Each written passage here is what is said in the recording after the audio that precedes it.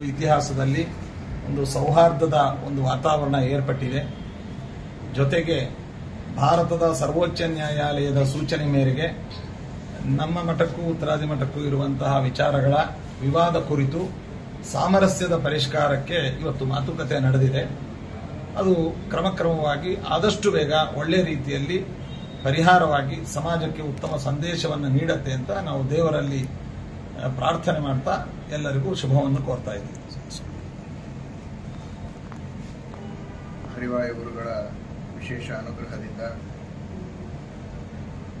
ಉತ್ತರಾದಿ ಮಠ ಹಾಗೂ ರಾಘವೇಂದ್ರ ಮಠದ ನಡುವಿನ ಅನೇಕ ದಿನಗಳ ರಾಜ್ಯಕ್ಕೆ ಒಂದು ಪರಿಷ್ಕಾರವನ್ನು ಮಾಡಿ ಒಳ್ಳೆ ರೀತಿಯಿಂದ ಎಲ್ಲರೂ ಒಟ್ಟಾಗಿ ಇರುವ ರೀತಿಯಲ್ಲಿ ಸಮಸ್ಯೆಯ ಪರಿಷ್ಕಾರದ ದಾರಿಯಲ್ಲಿ ವಿಶೇಷವಾದ ಪ್ರಯತ್ನ ಸರ್ವೋಚ್ಚ ನ್ಯಾಯಾಲಯದ ಆದೇಶದ ಅಡಿಯಲ್ಲಿ ನಡೀತಾ ಇದೆ.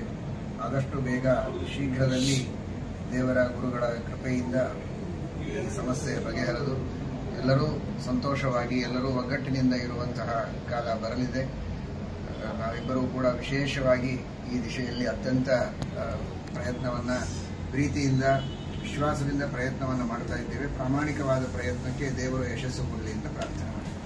ನಾವಿಬ್ಬರು ಅದೇ ಬಾಂಧವ್ಯವನ್ನು ಉಳಿಸ್ಕೊಂಡು ಬರ್ತೀವಿ.